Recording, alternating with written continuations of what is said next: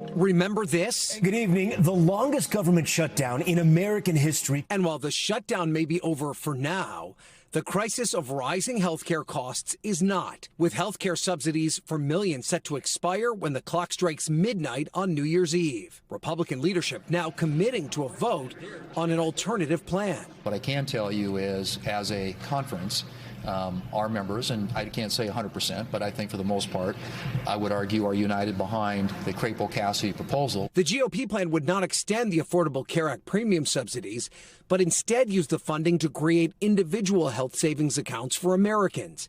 It would also limit how the funding is used. But while this plan is the one getting the vote, it's one of several different ideas being floated by Republicans. Are you confident that Republicans will be able to coalesce around one plan? No, I'm not.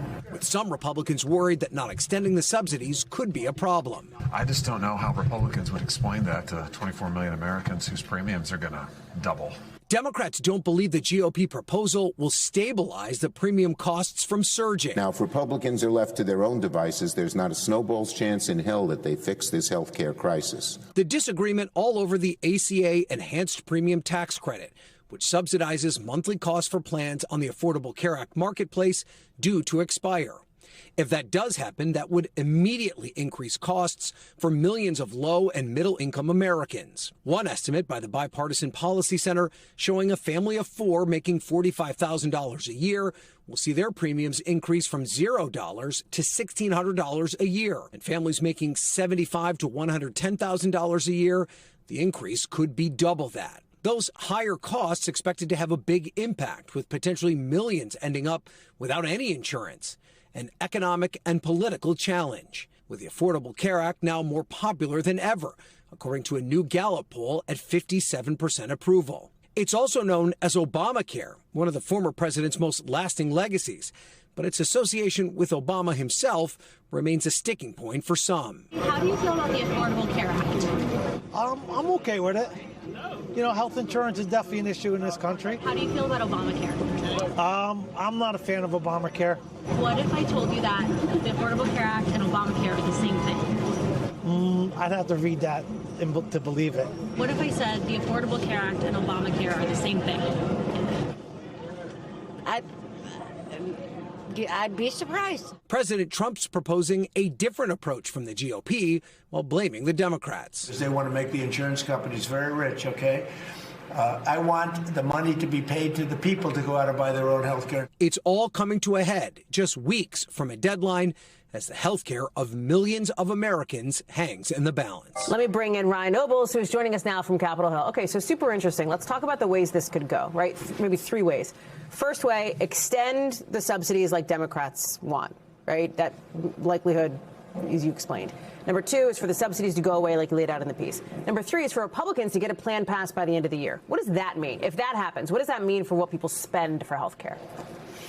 Well, a lot of it depends on which plan it is that Republicans ultimately coalesce around. Are you saying the devil's in the details, Ryan? My God. I'm not even saying that, Hallie. I'm saying that Republicans haven't even decided what the best approach is to solve this health care problem. There are a number of different proposals that are out there, somewhere in the range of 5 to 10 different proposals, depending on who you talk to. But the one that has the most legs behind it right now is a plan that's been introduced by Senator Bill Cassidy, who's a doctor, and Senator Mike Crapo of Idaho, who runs the Senate Finance Committee.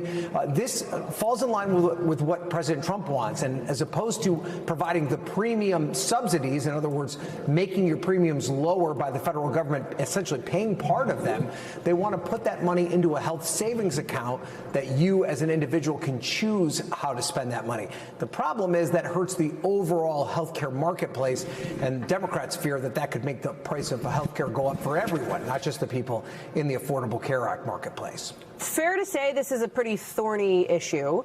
They only have 3 weeks to figure it out. Is there a can-kicking option? We know Congress loves to do that. Is there a way they could, punt on this? Well, the punting option would be extending the subsidies for a short period of time, which is what Democrats have proposed. There's just not enough Republicans who want to extend the subsidies. That's a non-starter for them. So I do think that we need to put ourselves in a posture where it's very likely that these premium extensions will expire, and 22 million Americans are going to see their premiums increase. We thank you for watching, and remember, stay updated on breaking news and top stories on the NBC News app or watch live on our YouTube channel.